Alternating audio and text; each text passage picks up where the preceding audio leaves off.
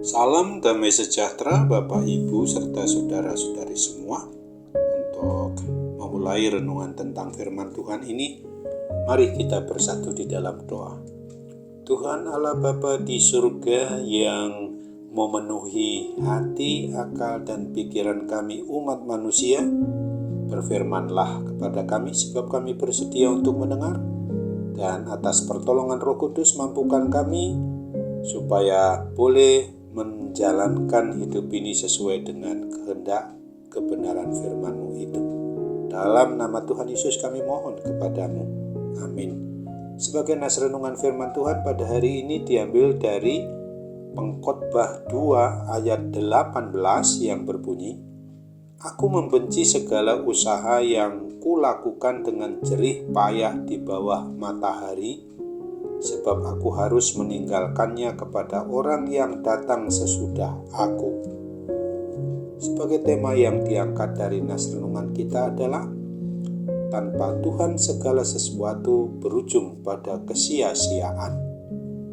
Kata-kata hikmat surgawi yang ditulis oleh Raja Salomo pada kitab Pengkhotbah ini tidak mudah untuk dimengerti dan dipahami, namun ada sesuatu hal yang menjadi bahan perenungan setiap kita, bahwa bagi semua umat manusia di bawah kolong langit ini, orang yang berhasil atau orang yang gagal, orang yang berpangkat atau orang yang rendahan, atau orang yang kaya atau orang yang miskin, orang yang hebat atau orang yang biasa-biasa saja, orang yang pintar, yang berhikmat, maupun orang yang bodoh, semua jerih payah dan perjuangan selama hidup pada saatnya akan berujung kepada kesia-siaan.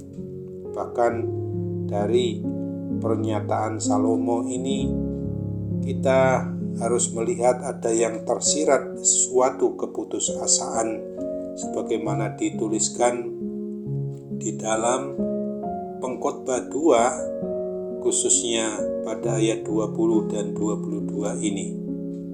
Dengan demikian aku mulai putus asa terhadap segala usaha yang kulakukan dengan jerih payah di bawah matahari. Apakah faedahnya yang diperoleh manusia dari segala usaha yang dilakukannya dengan jerih payah di bawah matahari dan dari keinginan hatinya? Salah satu contoh kesia-siaan adalah soal harta kekayaan. Sekaya apapun seseorang, pada akhirnya semua harus ditinggalkan saat masa yang bagaikan kontrak hidup di dunia ini sudah berakhir, alias kita telah dipanggil Tuhan meninggalkan dunia ini. Tidak ada sedikit pun harta atau sepeser uang sekalipun yang dapat kita bawa, padahal mereka sudah berjerih lelah. Padahal kita juga semua sudah berjerih payah di sepanjang hidup kita untuk mengumpulkan uang dan harta kekayaan tersebut.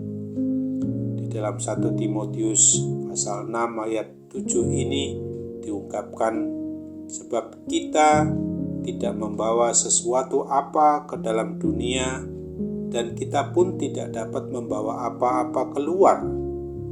Oleh sebab itu, tak ada yang lebih baik bagi manusia daripada makan dan minum dan bersenang-senang dalam jerih payahnya.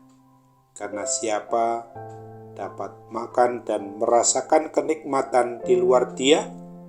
Pengkhotbah 2 ayat 24 bagian A dan 25. Agar apapun yang kita kerjakan selama hidup di dunia ini tidak menjadi sia-sia, maka marilah kita berfokus kepada perkara-perkara yang bersifat kekal. Selama kita masih diberi kesempatan untuk menjalani hari-hari kita di dunia ini, maka biarlah kita terus menabur dalam Roh Kudus itu sendiri. Ketika kita juga bisa membaca Galatia 6 ayat 8 ini, bahwa mengumpulkan harta surgawi adalah yang harus diutamakan meskipun kita masih berada di dunia ini. Matius 6 ayat 20. Kalau kita juga harus mengerjakan keselamatan dengan takut dan gentar sebagaimana yang diingatkan oleh Rasul Paulus dalam Filipi 2 ayat 12. Dan kita juga harus selalu giat dalam pekerjaan Tuhan.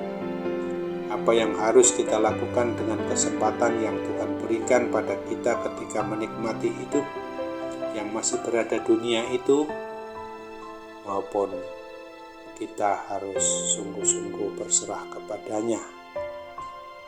Kalau kita pertanyakan mengapa kita harus mengumpulkan harta kekayaan yang bersifat surgawi, mengerjakan keselamatan dengan takut dan gentar, serta giat melakukannya, itulah jawaban yang harus sungguh-sungguh kita boleh berlakukan dalam hidup kita selagi diberi kesempatan oleh Tuhan untuk menikmati hidup.